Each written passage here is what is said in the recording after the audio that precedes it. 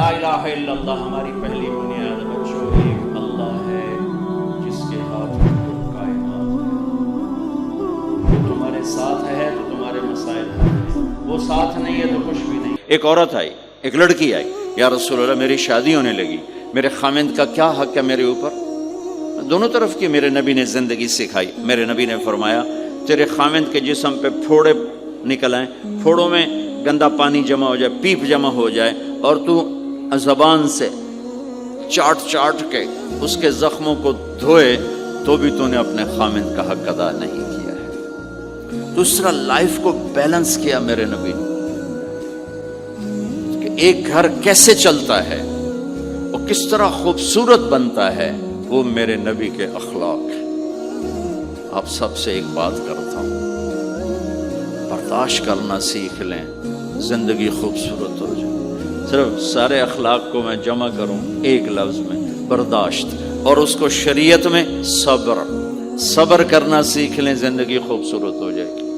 بچیاں ساس کی شکایت کر رہی ہوتی ہیں، کبھی خامند کی شکایت کر رہی ہوتی ہیں، کبھی اولاد ماں باپ کی شکایت کر رہی ہوتی ہے، کبھی اولاد ماں باپ کی شکایت کر رہے ہوتے ہیں. شکایتوں سے ایک جہان بھرا پڑا ہے. آپ شکایتوں کو دفن کر کے ہونٹ سی لیں.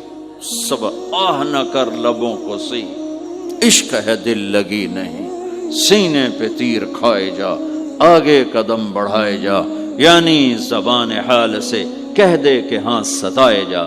جو ستاتا ہے چپ ہو جاؤ، جو ستاتا ہے چپ ہو جاؤ. اللہ کی قسم آپ ایسی طاقت بنو گے کہ پہاڑ بھی راستہ دیں گے.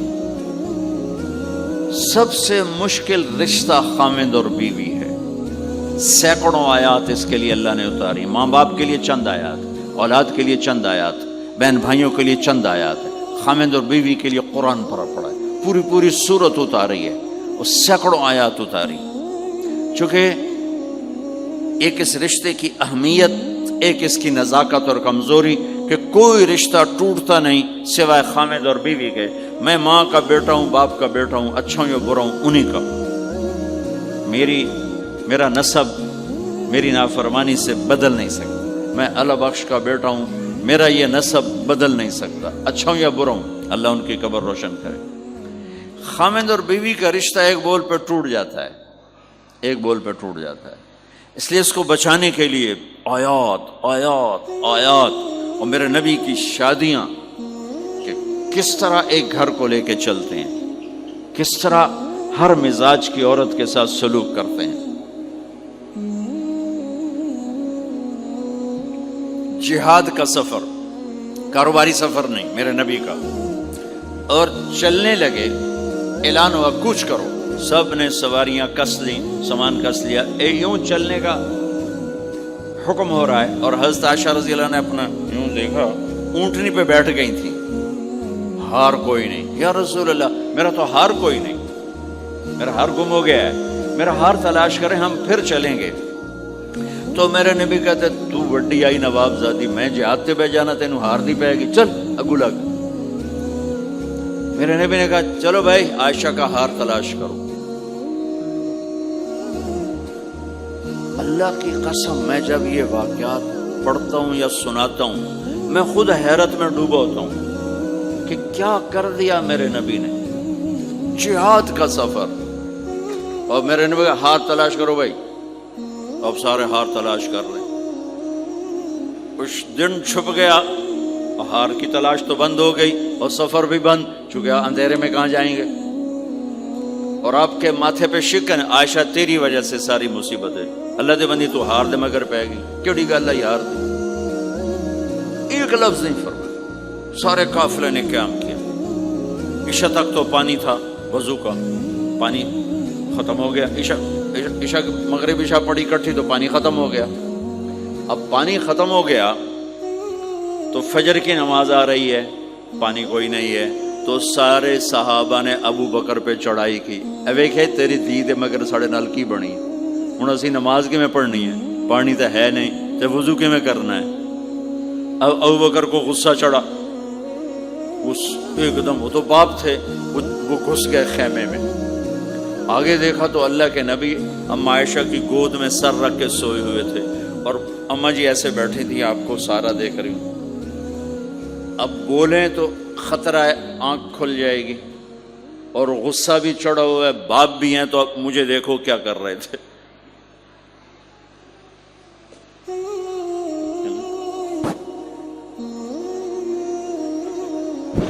تیرے جو تو پھر یوں ہماری زور سے انگلی بیٹی کے نا یہاں پہلے یوں کرتے ہیں، پھر ایسے ماری زور سے. وہ کہنے لگے میں ایسے سخت ہو گئی تاکہ میں ایسے نہ ہوں کہ اگر میں تھوڑا حرکت کی تو اللہ کے نبی کی آنکھ کھل جائے گی. تو ماری گا ٹھا ٹھا ٹھا، وہ منہ سے کہہ رہے اور وہ ایسا کر کے بیٹھی چمک، غصے میں باہر چلے گا.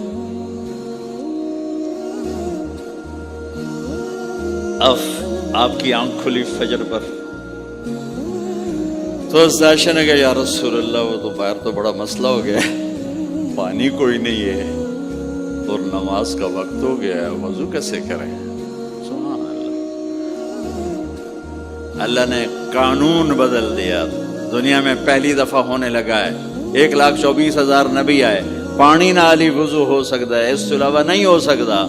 میرے اللہ نے قرآن اتارا فَإِن لَّمْ تَجِدُوا مَاءً فَتَيَمَّمُوا صَعِيدًا طَيِّبًا فَامْسَحُوا بِوُجُوهِكُمْ وَأَيْدِيكُمْ مِنْهُ. اچھا میرے بندو پانی مک گیا ہے، چلو مٹی چاہتے منہ تے مارو تے دوئی چاہتے ہتھاں تے مارو تے تمہارا وضو ہو گیا، چلو تیمم کرو اور نماز پڑھو.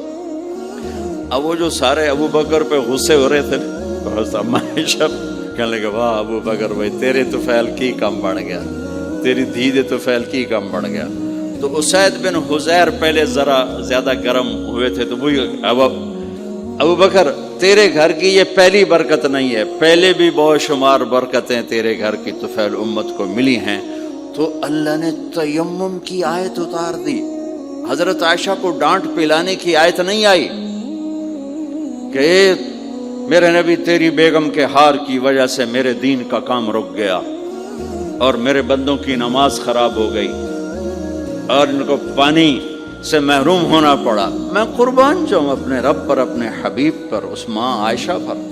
دنیا کی واحد عورت ہے جس کے سینے پر سر رکھ کر کسی نبی نے جان دی ہو.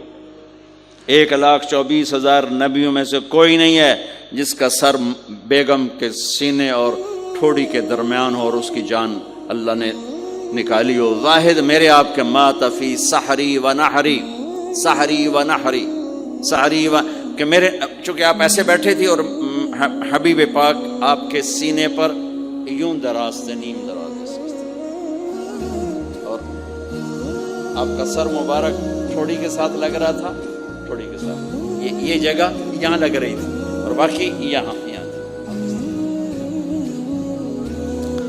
اور واحد خاتون ہے جن کا حجرہ کسی نبی کی آرام گاہ بنا، ابدی آرام گاہ بنا. واحد اما عائشہ ہیں جن کے حجرے کو اللہ نے کسی نبی کے آرام گاہ بنایا. اور یہ واحد حجرہ ہے جہاں 70,000 فرشتہ صبح آ کے درود و سلام پڑھتا ہے اور شام تک پڑھتا ہے، اور شام کو 70,000 نیا آتا ہے اور صبح تک درود و سلام پڑھتا ہے اور واپس چلا جاتا ہے. کائنات اللہ جب مسلمان دنیا سے مٹ جائیں گے، مسجد نبوی مٹ جائے گی، بیت اللہ مٹ جائے گا، مدینے کی ایک اینٹ باقی نہیں بچے گی. مکہ کتنے بڑی بڑی بلڈنگیں، ایک اینٹ باقی نہیں بچے گی. اور وہاں سے گزرتے ہوئے لوگ کہیں گے لگتا ہے ایتھے کدی آبادی ہوئے گی، ایتھے لگتا ہے کدی آبادی ہوئے گی. یہ زبانوں پہ ہوگا. جب سارے نشان مٹ جائیں گے اس وقت بھی 70,000 فرشتہ آ کے درود و سلام صبح سے شام تک پڑھے گا اور شام سے صبح تک پڑھے گا. یہ واحد میں خاتون ہیں عائشہ بنت ابی بکر جن کو اللہ نے یہ عزت بخشی. اور یہ واحد خاتون ہیں جب ان کے اوپر تہمت لگی، حضرت یوسف علیہ السلام پہ تہمت لگی تو بچے نے گواہی دی، حضرت مریم پہ تہمت لگی بیٹے نے گواہی دی، اور اما عائشہ پہ تہمت لگی تو اللہ نے گواہی دی کہ میں گواہ ہوں. اللہ گواہ بن کے آئے. تو اللہ نے کہا تیمم کرو بھائی. سارے خوش ہو گئے، سارے خوش ہو گئے. تو حضرت عائشہ نے کہا یا رسول اللہ اب میرا ہار چھوڑ دیں، اب چلیں۔ تب آپ نے کہا چلو بھائی کوچ کرو۔ اس سے زیادہ کوئی دلداری کا واقعہ پیش کر سکتا ہے؟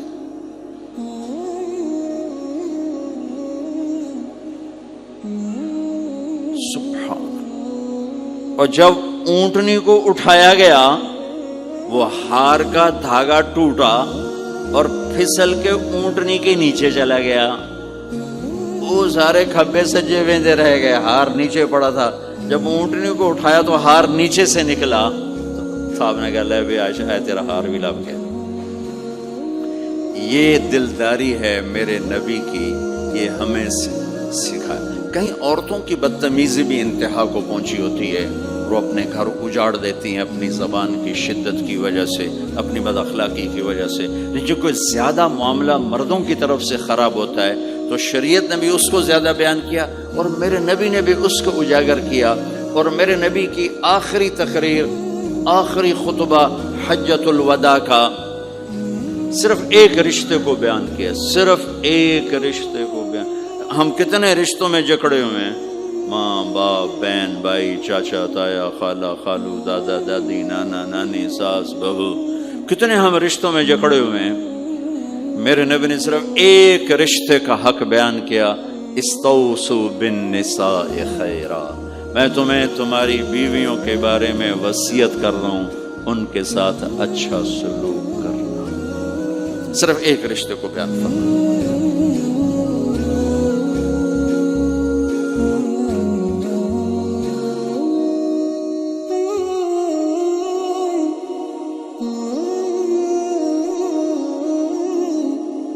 Oh